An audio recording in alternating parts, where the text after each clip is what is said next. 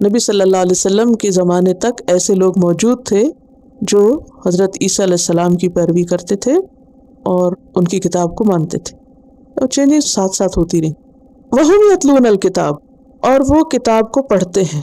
اچھا، یہ ایسا ہی ہے نا جیسے آج بھی ایک شخص ہوتا ہے جو بیچارہ لا علم ہوتا ہے، اس کو کچھ پتہ نہیں ہوتا، وہ اس کو جو سمجھ آتی وہ کر لیتا ہے۔ اس کا غلط کرنا بھی غلط ہے، اس کو درست نہیں کہہ سکتے، یعنی ایک جاہل شخص جو ہے اگر وہ غلطی کرتا ہے تو وہ بھی غلطی ہی ہے، لیکن ایک شخص جب پڑھ لکھ کے غلطی کرتا ہے تو وہ غلطی زیادہ بڑی غلطی ہوتی ہے۔ اسی لیے عام طور پہ لوگ کہتے ہیں نا، دیکھو ذرا ان کو، یہ قرآن پڑھے ہوئے لوگ ہیں، وَهُمْ يَتْلُونَ الْكِتَابَ، یہ قرآن پڑھتے ہیں، یہ پڑھے لکھے لوگ ہیں۔ یعنی ان پڑھ غلط کام کریں تو وہ بھی برا ہے، کیونکہ غلطی کو درست تو نہیں کہا جا سکتا، لیکن جب پڑھے لکھے لوگ غلطی کریں تو زیادہ بڑی غلطی۔ اس لیے اللہ سبحانہ وتعالیٰ یہاں ان کی غلطی کی شدت کو اور محسوس کرا رہے ہیں۔ وَهُمْ يَتْلُونَ الْكِتَابَ، پڑھ لکھ کے انکار کر رہے ہیں، پڑھ لکھ کے ان کو سمجھ نہیں آتا کہ صحیح کیا اور غلط کیا ہے، حق پر کون ہے اور ناحق کون ہے۔ پھر فرمایا كَذَلِكَ قَالَ الَّذِينَ لَا يَعْلَمُونَ مِثْلَ قَوْلِهِمْ، ایسی ہی باتیں کی تھی ان لوگوں نے جن کے پاس علم نہ تھا، جن کے پاس کتاب نہ تھی، کیونکہ کتاب سورس ہے علم کا۔ مثل قولہم، انہی کی طرح کی باتیں، گویا عالم جاہل سب برابر، جاننے والوں کا بھی طریقہ یہی رہا اور نہ جاننے والوں کا طریقہ بھی یہی ہے، وہ بھی ایسی باتیں کرتے رہے کہ ہر ایک خود کو حق پہ سمجھتا رہا اور باقی سب کو غلط۔ فاللہ یحکم بینہم یوم القیامہ، ایسے جھگڑے تو ہوتے رہیں گے، ان جھگڑوں کا فیصلہ دنیا میں نہیں ہو سکتا، وہ قیامت ہی کے دن ہوگا، اور وہ فیصلہ خود اللہ سبحانہ وتعالیٰ کرے گا۔ کس میں؟ فیما کانوا فیہ یختلفون، ان معاملات میں جن میں یہ اختلاف کرتے رہے، وہ واضح کر کے کھول کے بتا دے گا کہ کون سچا تھا اور کون جھوٹا، کون حق پر تھا اور کون ناحق تھا۔ سورۃ سبا 26 میں آتا ہے قل یجمع بیننا ربنا، کہہ دیجئے ہمارا رب ہمیں جمع کرے گا، یعنی قیامت کے دن۔ ثم یفتح بیننا، پھر ہمارے درمیان فیصلہ کرے گا، بالحق، حق کے ساتھ، وہو الفتاح العلیم، اور وہ فیصلہ کرنے والا ہے، بہت جاننے والا ہے، یعنی اس کا فیصلہ درست ہوگا۔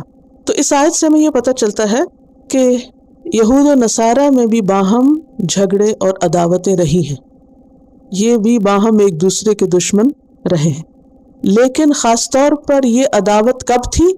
نبی صلی اللہ علیہ وسلم کی آمد سے پہلے، یہ اس وقت کی بات ہے۔ جب آپ صلی اللہ علیہ وسلم دنیا میں تشریف لے آئے تو پھر کیا ہوا؟ ان کی باہمی عداوت زیادہ تر کس میں بدل گئی؟ دوستی میں بدل گئی، یعنی عداوت ولایت میں بدلی، لیکن کس کاز پر، کس چیز میں اکٹھے ہیں؟ وہ محمد صلی اللہ علیہ وسلم اور آپ کے دین کی مخالفت میں، اپنے مفادات کے لیے الگ الگ ہیں، لیکن جب ان کا مقابلہ اسلام سے ہوتا ہے تو وہ کیا بن جاتے ہیں؟ وہ ایک ہو جاتے ہیں، ان کے مفادات مشترک ہو جاتے ہیں۔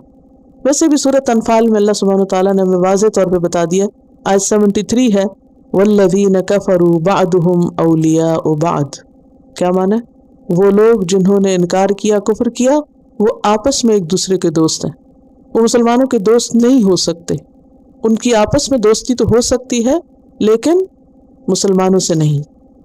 اسی طرح سورۃ المائدہ میں آیت نمبر 51 میں فرمایا یا ایھا الذین آمنوا لا تتخذوا اليہود والنصارى اولیاء بعضهم اولیاء بعض، اے لوگ جو ایمان لائے ہو، یہود و نصارہ کو دوست نہ بناؤ، کیونکہ وہ آپس میں ایک دوسرے کے دوست ہیں، ان کی آپس میں تو دوستی ہے اب، لیکن تمہارے دوست نہیں ہو سکتے۔